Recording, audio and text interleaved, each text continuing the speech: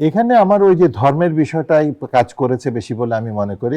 যে বিজেপির সবচেয়ে বড় শক্তিতে হলো তো ধর্ম। নাসিরুদ্দিন, যেমনটি বিশ্লেষকরা বলছে যে নারী ভোটে অনেকটা এগিয়ে গেছে বিজেপি, কিন্তু আমরা মমতা বন্দ্যোপাধ্যায়ের কথা যদি বলি, আমরা তো দেখেছি যে নারী বান্ধব বেশ কিছু সামাজিক সুরক্ষা প্রকল্প তিনি হাতে নিয়েছিলেন। তারপরেও নারী ভোট ব্যাংকে কেন ফাটল? এখানে আমার ওই যে ধর্মের বিষয়টাই কাজ করেছে বেশি বলে আমি মনে করি। কারণ হচ্ছে যে আমাদের উপমহাদেশে যারা নারী তাদের মধ্যে ধর্মটা খুব বেশি রকমের ইনফ্লুয়েন্স করে এবং তাদেরকে ধর্ম দিয়েই কিন্তু তাদের স্বামী বলেন, বাবা বলেন, মা বলেন, তাদের উপর একটা নিয়ন্ত্রণ আরোপ করবে। এটা ধর্মে নেই, এটা ধর্ম পারমিট করে না, এটা ধর্ম এইভাবে চলতে বলেছে, তোমাকে এইভাবেই চলতে হবে। তো যে বিজেপির সবচেয়ে বড় শক্তিতে হলো তো ধর্ম। তারা গেরুয়া, আজকে আপনাদের লিডিং হয়েছে, শিরোনামই হয়েছে গেরুয়া ঝড়ে পশ্চিমবঙ্গ লণ্ডভণ্ড। তো এই যে গেরুয়া শব্দটা আসলে এটা তো ধর্মভিত্তিক একটা শব্দ। তো নারীদের মাঝে এই ধর্ম জিনিসটা আমার মনে খুব বেশি কাজ করেছে।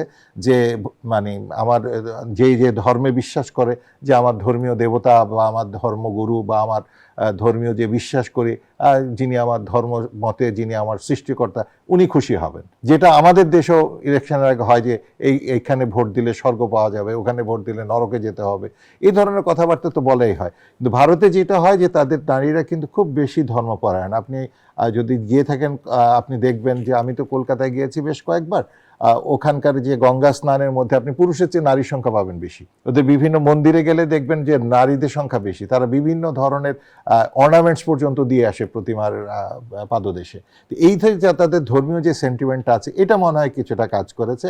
আরেকটা হলো যেটা, যে নরেন্দ্র মোদী যে কাজটা খুব সাকসেসফুলি করতে পেরেছেন, সেটা হলো উনি কিছু দৃশ্যমান অগ্রগতি দেখাতে পেরেছেন। যে যেসব জায়গার মধ্যে আগে বিজেপি জয়লাভ করেছিল, সেখানে তাদের নারীদের অবস্থার উন্নয়নের জন্য উনি কি কি করেছেন, এই দৃশ্যমান কিছু পদক্ষেপ তারা দেখেছেন। না, কারণ বিজেপি তো সবগুলা ইয়েতে জয়লাভ করেনি, তার রাজ্যে জয়লাভ করেনি। যেগুলো রাজ্যে জয়লাভ করেছে সেখানে তার যে স্টেপগুলো, সেগুলো মনে হয় নারীদেরকে আকর্ষণ করেছে, ধর্ম এবং ওই উদাহরণটা। আর আরেকটা যেটা বললাম, যে পরিবর্তনটা শুধু তো পুরুষই চায়নি, পরিবর্তনটা নারীরাও চেয়েছে।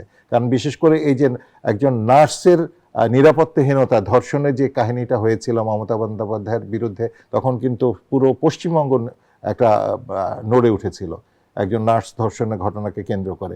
সেটাকে মমতা ব্যানার্জি সামাল দিয়েছেন, কিন্তু যেভাবে সেটাকে বিস্ফোরণের ঘটেছিল। তাহলে কি আরজি কর ইস্যু তাহলে রাজনৈতিক পরিবর্তনের মূল অনুঘটক কিছুটা তো বটেই, কিছুটা আমি অন্তত মনে করি যে কিছুটা বটে। কারণ তখন আমি নিউজগুলো খুব ক্লোজলি ফলো করছিলাম। তো তখন মনে হয়েছিল যে না, এটার ইম্প্যাক্ট নেক্সট ইলেকশনে শুধু যে এই বিধানসভা নির্বাচন হবে তা না, এটার ইম্প্যাক্ট যে লোকসভা নির্বাচনে পড়বে। এবং এটাতে নারীদের অবশ্যই আমার মনে হয় কিছুটা হলো মনক্ষুণ্ণ হয়েছে তারা, এবং যে জন্য নারী ভোটের ব্যবধান একটা বড় ফ্যাক্টর হতে পারে।